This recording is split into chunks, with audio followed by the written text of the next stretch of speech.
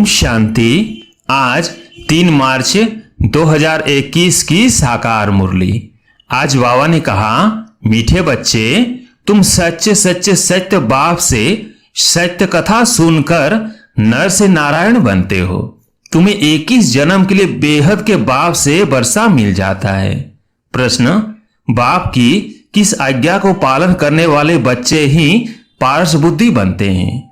उत्तर, बाप की आज्ञा है, देह के सब संबंधों को भूलकर बाप को और राजाई को याद करो। यही सदगति के लिए सदगुरु की सीमत है। जो इस सीमत को पालन करते अर्थात देही अभिमानी बनते हैं, वही पारस बुद्धि बनते हैं। गीत है, आज अंधेरे में है हम इंसान। ओम शांति। यह कलयुगी दुनिया है, सब अंधेरे में है। यही भारत सोझरे में था जब यह भारत स्वर्ग था। यही भारतवासी जो अब अपने को हिंदू कहलाते हैं, यह असुल देवी देवताएं थे। भारतवासी स्वर्गवासी थे जब कोई धर्म नहीं था, एक ही धर्म था। स्वर्ग, वैकुंठ, वैष्ठ, हेवन, ये सब भारत के नाम थे। भारत प्राचीन पवित्र बहुत बहुत धनवान था। अभी तो भारत कंगाल है, क्योंकि अब कलयुगी है, वह सतयुग था। तुम सब भारतवासी हो। तुम जानते हो हम अंधियारे में हैं। जब स्वर्ग में थे तो सोझरे में थे। स्वर्ग के राज राजेश्वरी लक्ष्मी नारायण थे। उनको सुखधाम कहा जाता है।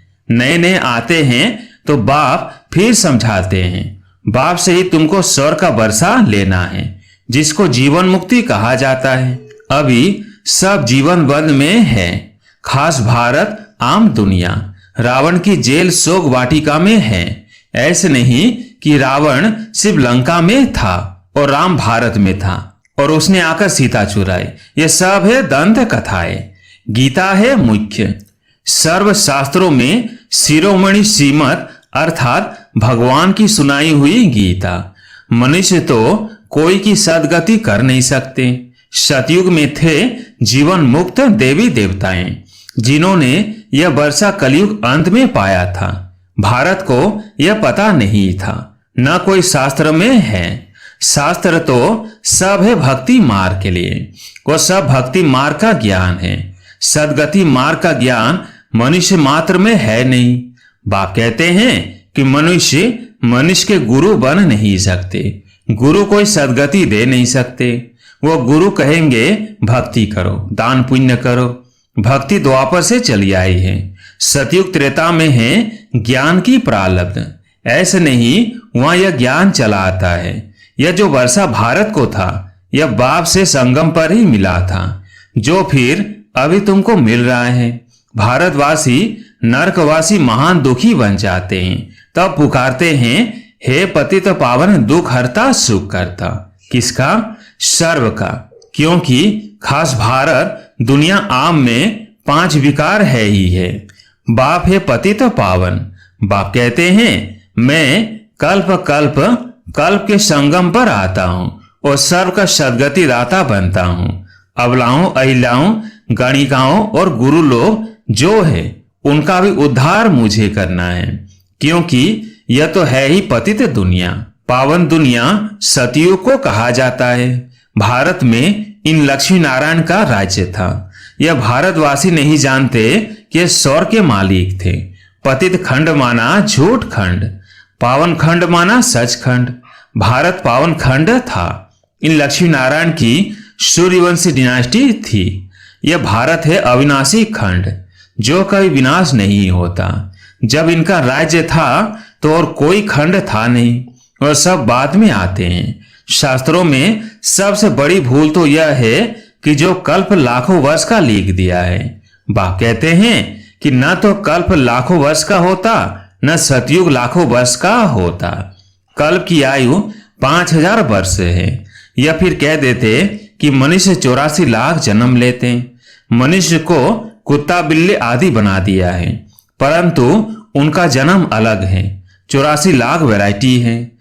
मनुष्यों की वैरायटी एक है, उनके ही 84 जन्म हैं। बाप कहते हैं, बच्चे, तुम आदि सनातन देवी देवता धर्म के थे।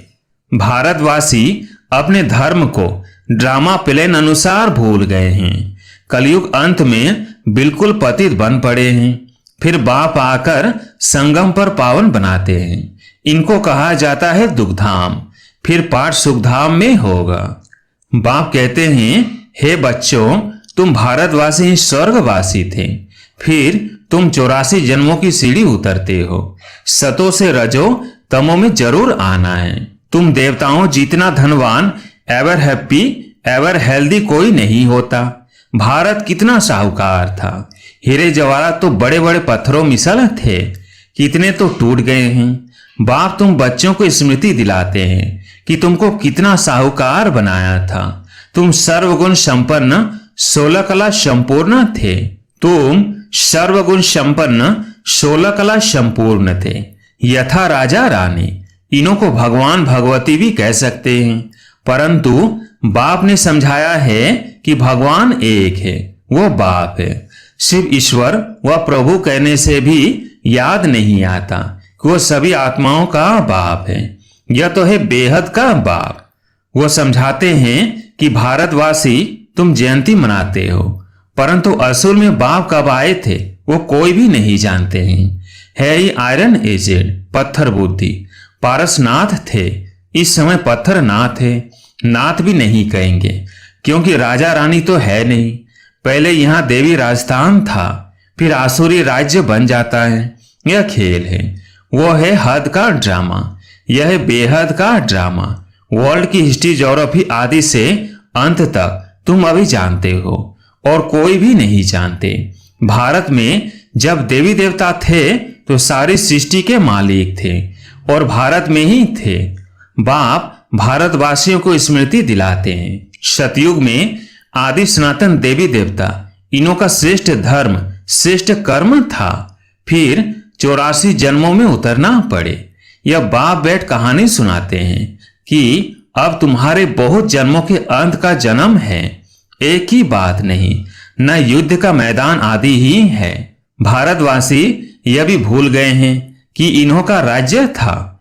सतियों की आयु लंबी करने से बहुत दूर ले गए हैं। बाप समझाते हैं कि मनुष्य को भगवान नहीं कह सकते। मनुष्य की सदगति नहीं कर सकते। कहावत है कि सर्व का सदगति दाता, पतितों को पावन करता एक है। यह है झूठ खंड। सच्चा बाबा सचखंड स्थापन करने वाला है। भक्त पूजा करते हैं, परंतु भक्ति मार्ग में जिसकी भी पूजा करते आए हैं, एक की भी बायोग्राफी नहीं जानते हैं। शिव जयंती तो मनाते हैं। बाप है नई दुनिया का रचयिता, हेवनली गॉड फादर, बेहद सुख देने वाला। सतयुग में सुख था, वह कैसे और किसने स्थापन किया? नरकवासियों को स्वर्गवासी बनाया, भ्रष्टाचारियों को श्रेष्ठचारी देवता बनाया। यह तो बाप का ही काम है। तुम बच्चों को पावन बनाता हूं, तुम स्वर्ग के मालिक बनते हो, फिर तुमको पतित कौन बनाते हैं? यह रावण। मनुष्य कह देते हैं सुख दुख ईश्वर देते हैं। बाप कहते हैं मैं तो सबको सुख देता हूं। आधा कल्प फिर तुम बाप का सिमरण नहीं करेंगे। फिर जब रावण राज्य होता है तो सबकी पूजा करने लग पड़ते हैं। यह तुम्हारा बहुत जन्मों के अंत का जन्म है। कहते हैं बाबा हमने कितने जन्म लिए हैं? बाप कहते बच्चे तुम अपने जन्मों को नहीं जानते हो। तुमने पूरे 84 जन्म लिए हैं। तुम 21 जन्म लिए बेहद के बाप से वर्षा लेने आए हो, अर्थात सच्चे सच्चे सत्य बाबा से सत्य कथा नर से नारायण बनने का ज्ञान सुनते हो। यह है ज्ञान, वह है भक्ति। यह स्पिरिचुअल नॉलेज सुप्रीम रू आकर देते हैं। बच्चों को देही अभिमानी बनना पड़े। अपने को आत्मा निश्चय कर मामेकम याद करो। शिव बाबा तो सभी आत्माओं का बाप है। आत्माएं सब परम धाम से पाठ बजाने आती है शरीर में। इसको कर्म क्षेत्र कहा जाता है। बड़ा भारी खेल है। आत्मा में बुरे व अच्छे संस्कार रहते हैं, जिस अनुसार ही मनुष्य को जन्म मिलता है, अच्छा व बुरा। यह जो पावन था अभी पतित है। तत्व मुझे बाप को इस पराये रावण की दुनिया पति शरीर में आना पड़ता है। आना भी उसमें है जो पहले नंबर में जाना है। सूर्यवंशी ही पूरे 84 जन्म लेते हैं। यह है ब्रह्मा और ब्राह्मण। बाप समझाते हैं रोज, लेकिन पत्थर बुद्धि को पारस बुद्धि बनाना मासी का घर नहीं है। हे आत्माएं, अब देही अभिमानी बनो। हे आत्माएं, एक बाप को याद करो और राजाई को याद करो। देह के संबंधों को छोड़ो तो पारस बुद्धि बन जाएगी। मरना तो सबको है, सबकी अववान परस्त अवस्था है। एक सदगुरु बिगर सर्व का सदगति दाता कोई हो नहीं सकता। बाप कहते हैं, हे भारतवासी बच्चों, तुम पहले पारस बुद्धि थे। गाया हुआ है कि आत्मा परमात्मा अलग रहे बहुकाल। तो पहले पहले तुम भारतवासी देवी देवता धर्म वाले आए हो और धर्म वाले पीछे आए हैं, तो उन्हों के जन्म भी थोड़े होते हैं। सारा सृष्टि का झाड़ कैसे फिरता है वह बाप बैठ समझाते हैं। जो धारणा कर सकते हैं उनके लिए बहुत सहज है। आत्मा धारण करती है। पुण्य आत्मा और पाप आत्मा तो आत्मा ही बनती है। तुम्हारा अंतिम 84वां जन्म है। तुम वानप्रस्थ अवस्था में हो। वानप्रस्थ अवस्था वाले गुरु करते हैं मंत्र लेने लिए। तुमको अब बाहर का मनुष्य गुरु करना नहीं है। तुम सभी का मैं बाप टीचर सदगुरु हूं। मुझे कहते ही हैं, हे पतित पावन शिव बाबा। अभी स्मृति आई है, सभी आत्माओं का यह बाप है। आत्मा सत्य है, चैतन्य है, क्योंकि अमर है। सभी आत्माओं में पाठ भरा हुआ है। बाप भी सत्य चैतन्य है। वह मनुष्य सृष्टि का बीज रूप होने कारण कहते हैं कि मैं सारे झाड़ के आदि मध्य अंत को जानता हूं, इसलिए मुझे नॉलेजफुल कहा जाता है। तुमको भी सारी नॉलेज है कि बीज से झाड़ कैसे निकलता है। झाड़ बढ़ने में तो टाइम लगता है। बाप कहते हैं कि मैं बीज रूप हूं। अंत में सारा झाड़ जड़ जड़ीभूत अवस्था को पाता है। अभी देखो, देवी देवता धर्म का फाउंडेशन है नहीं, प्राय लोप है। जब देवी देवता धर्म गुम हो जाता है तब बाप को आना पड़े। एक धर्म की स्थापना कर बाकी सब का विनाश करा देते हैं। प्रजापिता ब्रह्मा द्वारा बाप स्थापना करा रहे हैं आदि सनातन देवी देवता धर्म की। तुम आए हो भ्रष्टाचारी से श्रेष्ठचारी देवता बनने। यह ड्रामा बना हुआ है। बाप आते हैं आत्मा सब ब्रदर से, मूल वतन में रहने वाली, जो उस एक बाप को सब याद करते हैं। दुख में सिमरण सब करे, सुख में करे ना कोई। रावण राज्य में दुख है, यह सिमरण करते हैं तो बाप सर्व का सदगति दाता एक है। उनकी महिमा है। बाप न आए तो पावन कौन बनाए। क्रिश्चियन, इस्लामी आदि जो भी मनुष्य हैं इस समय सब तमो प्रधान है। सभी को पुनर्जन्म जरूर लेना है। अभी पुनर्जन्म मिलता है नरक में, ऐसे नहीं कि सुख में चले जाते हैं।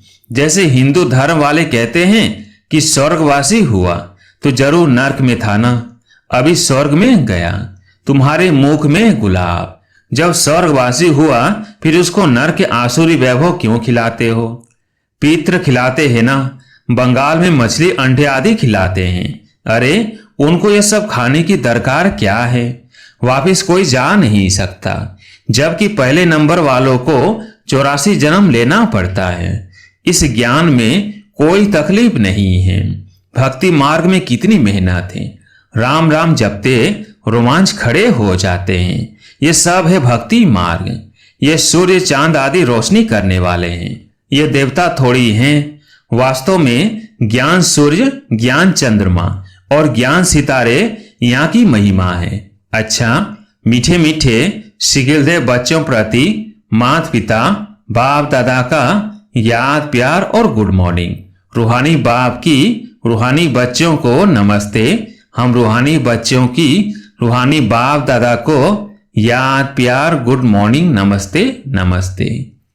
धारणा के लिए मुख्य सार। पहला पॉइंट, इस अंतिम 84वें जन्म में कोई भी पाप कर्म अर्थात विकर्म नहीं करना है। पुण्य आत्मा बनने का पूरा पूरा पुरुषार्थ करना है। संपूर्ण पावन बनना है। दूसरा पॉइंट, अपनी बुद्धि को पारस बुद्धि बनाने के लिए देह के सब संबंधों को भूल देही अभिमानी बनने का अभ्यास करना है। आज प्यारे मीठे बाबा का वरदान, कंपनी और कंपनियन को समझकर साथ निभाने वाले श्रेष्ठ भाग्यवान भव। कंपनी और कंपनियन को समझकर साथ निभाने वाले श्रेष्ठ भाग्यवान भव। ड्रामा के भाग्य प्रमाण आप थोड़ी सी आत्माएं हो जिन्हें सर्व प्राप्ति कराने वाली श्रेष्ठ ब्राह्मणों की कंपनी मिली है। सच्चे ब्राह्मणों की कंपनी चढ़ती कला वाली होती है। वे कभी ऐसी कंपनी अर्थात संग नहीं करेंगे जो ठहरती कला में ले जाए, जो सदा श्रेष्ठ कंपनी में रहते और एक बाप को अपना कंपनियन बनाकर उनसे प्रीति की रीति निभाते हैं, वही श्रेष्ठ भाग्यवान है। स्लोगन: मन और बुद्धि को एक ही पावरफुल स्थिति में स्थित करना, यही एकांतवासी बनना है। मन और बुद्धि को एक ही पावरफुल स्थिति में स्थित करना, यही एकांतवासी बनना है। अच्छा, ओम शांति।